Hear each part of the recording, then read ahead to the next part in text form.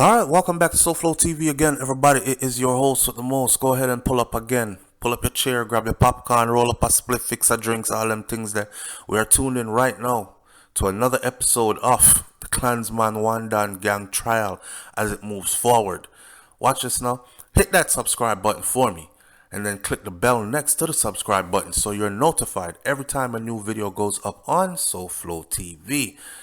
Black man's top teenage marksman, his shooter, bodyguard, was a teenager, but also was a mess, is what the headline said. Shout out to the Jamaica Observer for this one. For those of you who've been following, this is video probably number 32. You know that we've been just compiling information from different media houses as the trial goes on, what comes out in court, because it's a closed circuit thing. The public is not invited into the courtroom, and this has no jury. So it's just the lawyers, the people who are on trial, and the judge, so on and so forth, who work in the courthouse. They're the only ones there. So the media is there, but they're not allowed to film anything, and they're not allowed to record and then give us any audio details, etc. So they can write what was being said, but that's about it. So, Tariq James, otherwise called a mess. That's what the man name, a mess. A mess means when him done clear the scene, he leaves a mess. Left it plaka up. He was a teenager. Tariq James was his name. Listen to the story. Tariq James, otherwise called a mess, or CJ.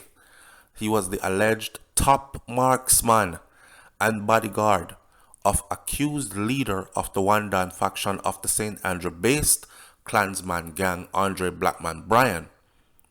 He was just 18 years old when he was nabbed by the cops after he engaged them in a daring shootout in traffic in Spanish Town in 2017. Now, some people are saying that, say him I work with them from before that, right? He was working with them from he was like 16, them kind of age, the top shooter.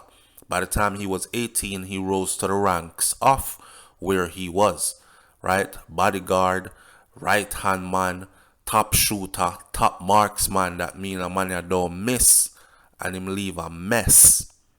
Now, according to one of 3 police witnesses who yesterday took the stand in the ongoing trial of the 33 who are accused members of the Clansman gang at the Home Circuit Court in downtown Kingston, James, Tariq James as his name is, otherwise called a mess, him at the time was said to be wanted for several crimes committed within the St. Andrew North Police Division.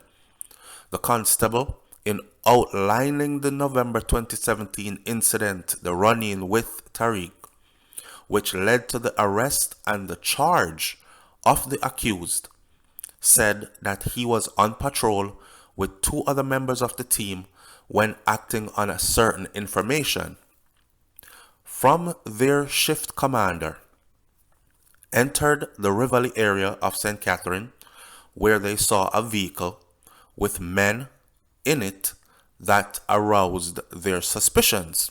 Now, according to the officer through testimony, a chase subsequently ensued, during which the accused, this is Tariq now, whom are a mess, let's call him a mess from now on, the officer said, them see the vehicle, them approach the vehicle in the area because their superiors told them have some information going to this area, something suspicious going on. Once they got there, they saw them. They approached the vehicle, and then, according to the officer, a chase subsequently ensued, during which a mess, whom they later learned was James, alighted from the car at an interval and began firing while his cronies sped off in a different direction. So, them see the police, and them drive off first. Police drive off after them. While they're driving, they stop the car. He comes out of the car, big, bad, and brave, and starts firing at the police. This is their testimony. Bow, bow, bow. creating a diversion. Now, while he's firing at them and running in a different direction, his buddies in the car speed off in the opposite direction. Let me just stop and say this. If you don't think this sounds like a rotted movie, then I don't I don't know what else to tell you. This not only sounds like a movie, but this actually sounds like these men practice these tactics, like how to get away, how to create a diversion, and all these kind of things. So all of us can't get caught at the same time. Tariq said, yeah, me will go out there, and me will go create this diversion and make them come this way, because them are going to chase me once I start to fire after them. So Una just drive the car that way there, seen, and get way. The cop, who was in the lead during the chase, under question from defense attorneys representing James, insisted that the fire was not returned, as there were several vehicles along the roadway that day and the persons whose safety would have been jeopardized. He told the court that James was chased on foot by himself and by a colleague into a yard where the accused once again attempted to fire his weapon, but it was jammed. Listen, so what the cop is saying here is that they didn't return fire because where he ran to, it was a crowded area. There were other motor vehicles with people in them, and there were regular people out there in the area, and they would have jeopardized those people and probably get them caught in a crossfire, possibly hitting someone who had nothing to do with what was going on. So he continued to chase Tariq on foot, or Ames. He continued to chase Ames on foot. And he chased him, and him run and him shoot and him chase him till he ran into a yard, and the cop said he ran in there with him. Right now, there are a lot of people that are saying, SouFlo, if you believe, say you're going to shoot after police in Jamaica and they're going to just run you down on foot while you're shooting, that makes no damn sense. Remember, I know people, I'm the one that said I'm going to bring you all the information, but I also reserve the right to my opinion, and this is just my opinion. I never said it was factual. I said it's my opinion. I don't think that a police officer is just going to chase you on foot and give consideration to everybody else that's around while you just fire away at them and make your great escape. And they're chasing you while you're firing at them. NASA. May not believe that. But anyways, what would have been more likely is gunshots exchanged. But let me tell you, I do give these police props because I've seen in cases where I've said to myself, yo, if that was in the US, you definitely would have got shot already. Jamaica police them the warning shot and then fight with people physically instead of shoot them and carry them in dead, which is what they do in the US. You don't big up your chest too much to a police officer, and definitely don't get in a physical altercation, start throwing blows with a police officer in the US. It's too easy for them to say, hey, he was reaching for my weapon and he had me pinned to the ground and I feared for my life. So I neutralized the threat by putting 2 bullets in his chest, and then that police officer will go to court and the court will say, good to go. Justified, right? But I've seen Jamaican police exercise way more restraint. So it's quite possible that this actually happened the way it is said.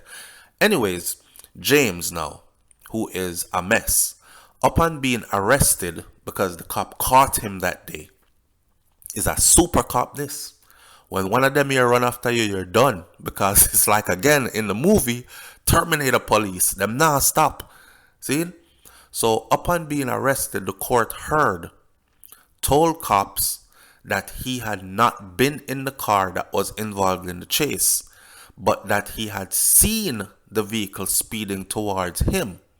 Now, while he was on his foot on his way back from St. Jago, he said he went to St. Jago to go look for a girl, and him not have nothing to do with the car that they're chasing. Remember, I know the police said in court in his testimony, I saw him get out of the car. He was the one that fired, and the car went in another direction trying to create a diversion. And after he was caught, he kept telling us that him fresh in the scene. He's coming from St. Jago or wherever, Just went to go look for a girl and just come back. Don't know what car you're talking about, officer. You never see me come out of no car, sir. Now, according to the cops, subsequent efforts to locate such girl were futile. They said, alright, so give us the girl connections. Make we ask her.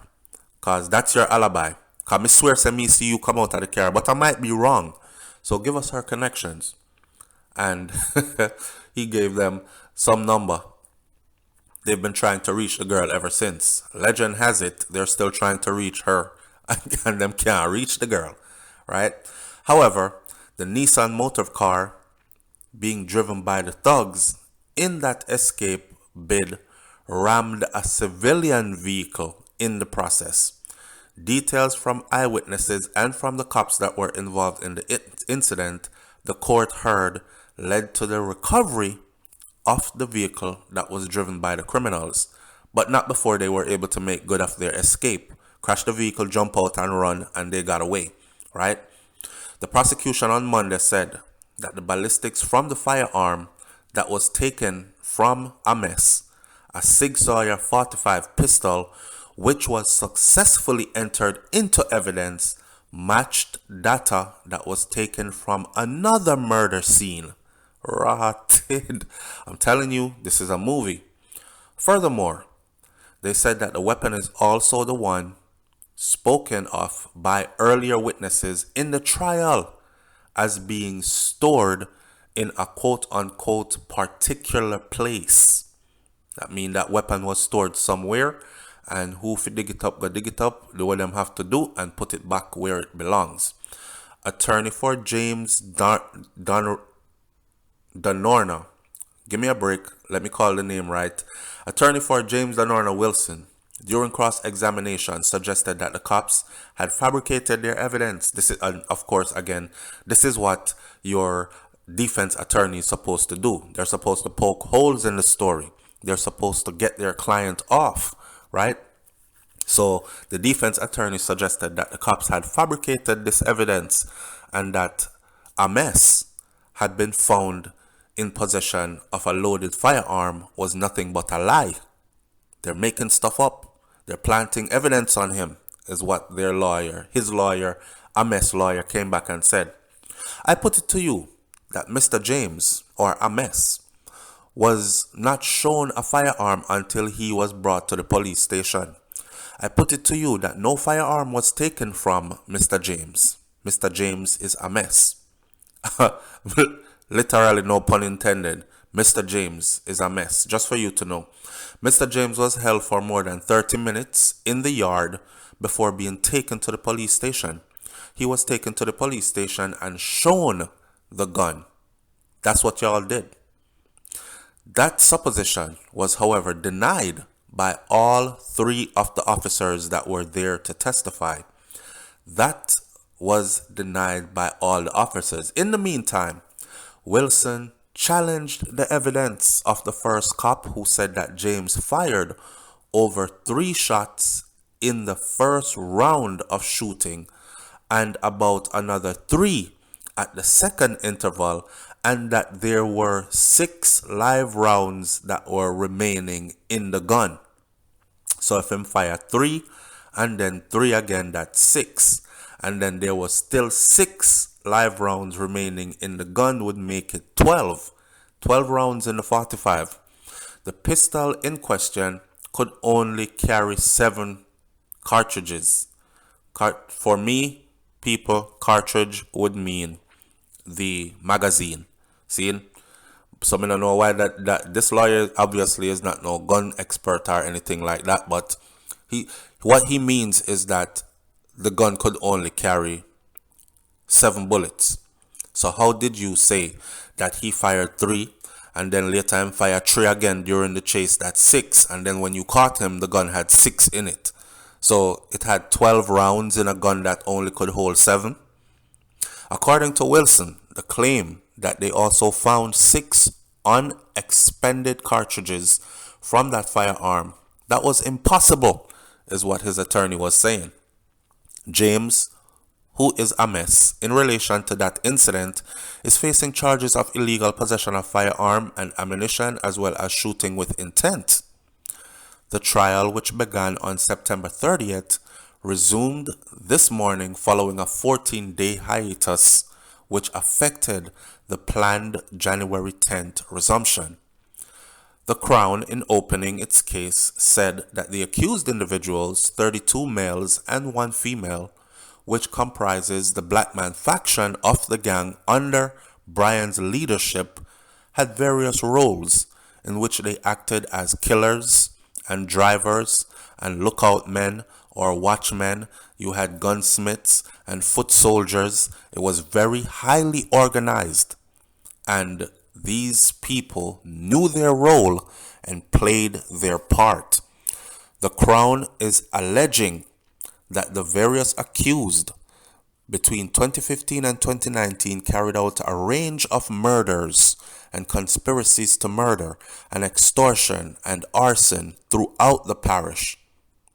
It said that the gang's headquarters at Jones Avenue in Spanish Town was used by gang members for planning their exploits and was also where briefing and debriefing in respect of crimes took place. This sounds like a whole military operation.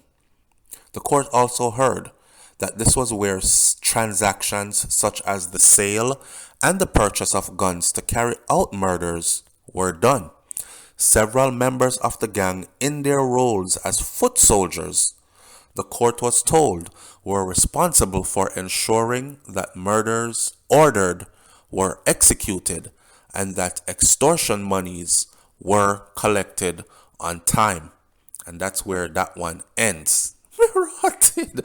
Listen up, leave your comments in the comment section below and wait for the next one. Don't forget to hit that subscribe button, click the bell next to the subscribe button, but you need to hover over that bell and choose the option that says send me all updates or you're going to miss. Alright, I'll catch you on the next video. It's SouFLoTV. I'm out. Peace. Listen, so you started a business, right? Whether it's a brick and mortar business or a business online. How is your business doing? Is it doing well? Do you need promotions? You cannot afford to start a business and not do promotions. Promotions is what it's all about. Some people have a big budget. That way they can spend a whole lot of money on these huge platforms. MSNBC, NBC, CNN, all those. Your budget might not be that. Those are $1 million budgets. At the same time, you can still reach a demographic of people that might be interested in your business. And how do you do that? You do that by piggybacking on one of these channels that the core audience of that channel is also the type of people you are trying to reach with your business. It works, okay? Hook up, give me a call, or shoot me an email and let's get your promo going right now. I don't care what business it is. I can send people to you. Now, before we go, let me say this. I am not guaranteeing you a certain amount of subscribers. You are the one that will have to, or I'm not guaranteeing you a certain amount of people that will come. You are the one that has to continue to push your business. Okay, with you promoting your business yourself and me promoting your business for you, there's no way you can't win. So give me a call right now or shoot me an email and let's work this out. I have a promotion special going on right now. Pretty much anybody can afford this, okay? It is more than half of what I normally do things for. Get in on a deal before it's gone. Call right now. Email right now. Let's get this moving. Promotions, promotions, promotions. That's what it's all about.